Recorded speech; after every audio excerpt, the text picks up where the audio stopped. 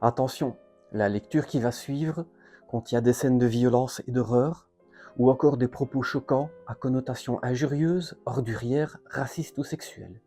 Il s'agit d'une histoire de fiction, j'insiste. Malgré tout, le visionnage ou l'écoute de cette vidéo est donc destiné à un public averti. Je décline toute responsabilité vis-à-vis de l'impact que ça pourrait avoir sur vous. Et si ces propos risquent de vous heurter, merci de quitter cette vidéo dès à présent.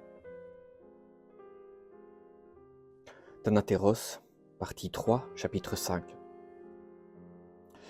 Grâce à ce nouveau travail, habitué à vivre avec un minimum, une fois que tout était payé, il me restait un demi-salaire.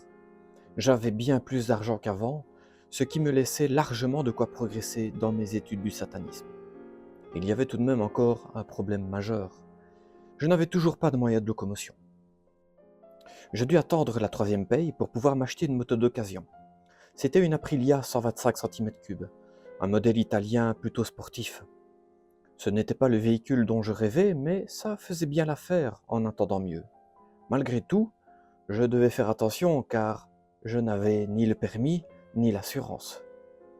Mes déplacements étaient limités à l'indispensable quand je n'avais pas d'autre choix, même si cette petite pointe d'adrénaline lorsque je croisais la police me gonflait d'audace et de défiance. Il fallait que je profite de cette période faste pour passer mon permis voiture le plus vite possible. Étant donné que je connaissais à peine les grandes lignes du code de la route, ce n'était pas gagné d'avance.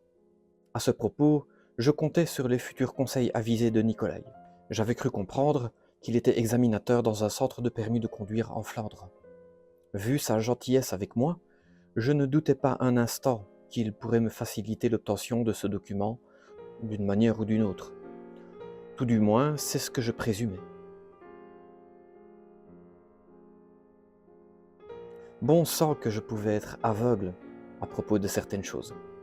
Décidément, encore trop spontané dans mes réactions, je manquais de certains réflexes analytiques concernant les relations humaines. Dès notre rencontre, j'avais trouvé Nikolai très sympathique.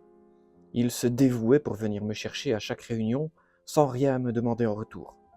Enfin si, il me demandait des choses d'une manière indirecte, mais j'étais à des kilomètres de me douter que ses attitudes de sympathie étaient intéressées.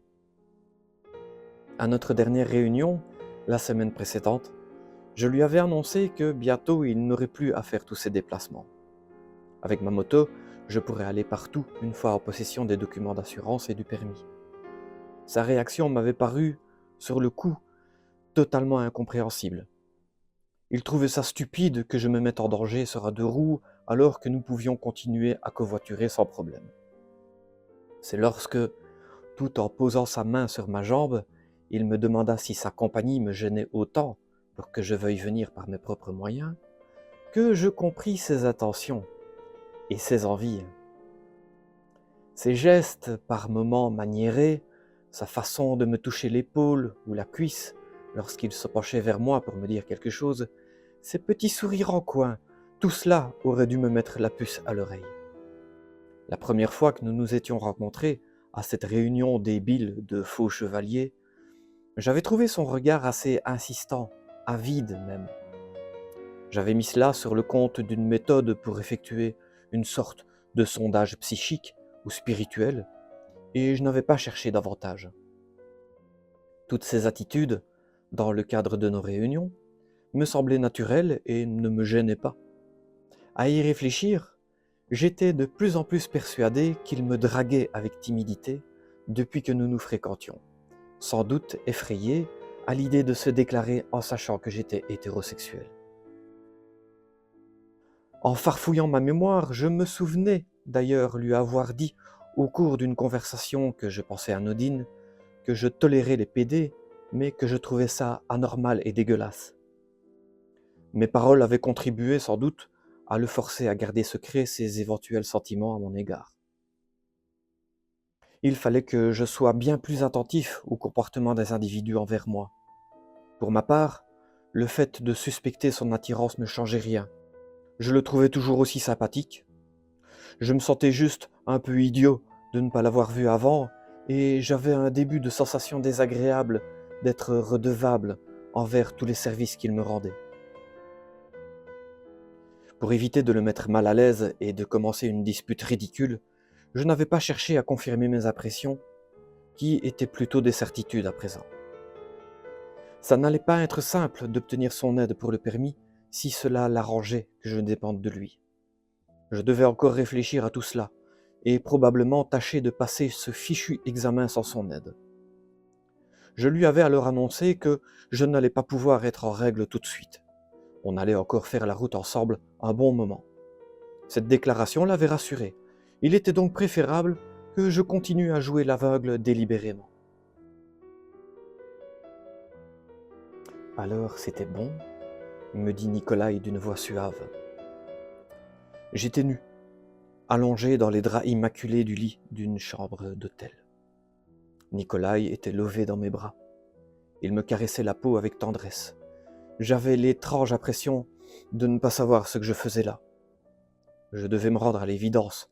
On venait de baiser comme des bêtes, s'en manchant l'un l'autre dans des actes contre nature. Je n'avais pas le souvenir de ce qui venait de se passer, mais j'avais agi de mon plein gré et je souriais. Cette idée d'avoir pu retirer du plaisir d'une fornication homosexuelle rajoutait un malaise supplémentaire à la situation. Sans répondre, je m'empressai de me rhabiller, mu par une force mécanique involontaire. La chambre était particulière. Le lit était le seul meuble de la pièce et des vitraux d'église en décoraient tout le pourtour.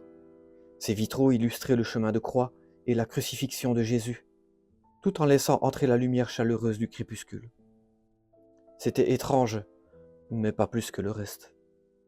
Sans me retourner, une fois habillé, je sortis de la pièce et je me retrouvai face à un paysage aride.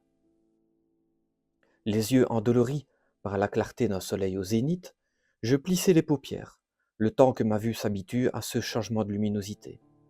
Un bref coup d'œil derrière moi me laissa voir qu'il n'y avait rien d'autre qu'une étendue désertique. Il n'y avait plus de porte, ni de chambre, ou quoi que ce soit d'autre. Je n'eus pas à m'interroger longtemps sur l'endroit dans lequel j'étais arrivé. Face à moi se dressaient les ruines de Persépolis, l'antique cité de l'Empire perse.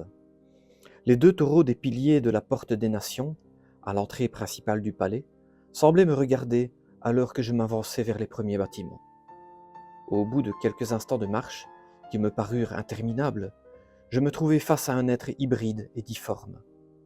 Son corps était proportionné comme celui d'un homme, mais il avait les pattes arrière et le corps d'un bovin. Sa tête ressemblait à un croisement entre un taureau et un chien, et elle possédait deux énormes yeux jaunes luisants. Il était vêtu d'une cape de plumes d'oiseaux multicolores, et il tenait à la main un rouleau de papyrus. Nous étions face à face, immobiles, et dans un intense moment pendant lequel mon regard plongea dans le sien, mon esprit fut envahi par des pensées qui s'apposèrent, profondes, répétitives et fulgurantes.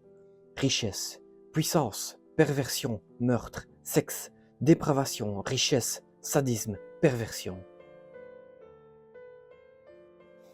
D'un bond, comme si mon corps était tout à coup équipé de ressorts dans le dos, je me dressai sur mon lit, prenant une grande respiration. Bordel de merde, c'était la 3e fois que j'étais éveillé par ce songe en moins d'une semaine. Le rêve me plaisait, même si j'aurais préféré me passer de la première partie. Je l'associais à des projections de pensée provoquées par mes récents échecs pour l'obtention du permis, et l'angoisse de le rater de nouveau tout à l'heure. Je cogitais sans cesse à un moyen de me faire aider par Nikolai. Cela devait sans doute me monter au cerveau. Mais ça restait un simple rêve. Le jour où je baiserais avec un homme, il gèlerait en enfer. Pour le reste de l'expérience, j'avais l'intuition qu'il s'agissait d'une prise de contact, d'une tentative de communication. Ces ruines de Persépolis étaient aussi réalistes que la couleur de mes chaussettes. Je savais que c'était cet endroit, même si je n'en avais aucune preuve. C'était peut-être une bribe de mémoire oubliée, le souvenir d'un cours d'histoire, ou d'un documentaire télévisé, ou encore un voyage onirique au contact de cette étrange entité. J'avais envie de croire à la dernière hypothèse. Mais mon esprit cartésien m'orientait plutôt vers une projection subconsciente, alimentée par mes études de la sorcellerie et mes lectures démoniaques. Ce soir, je comptais en parler à René lors de la messe noire. En attendant, assis en sueur sur mon lit au milieu de la nuit, je n'étais pas en état de réfléchir. J'essayais tant bien que mal de me rendormir.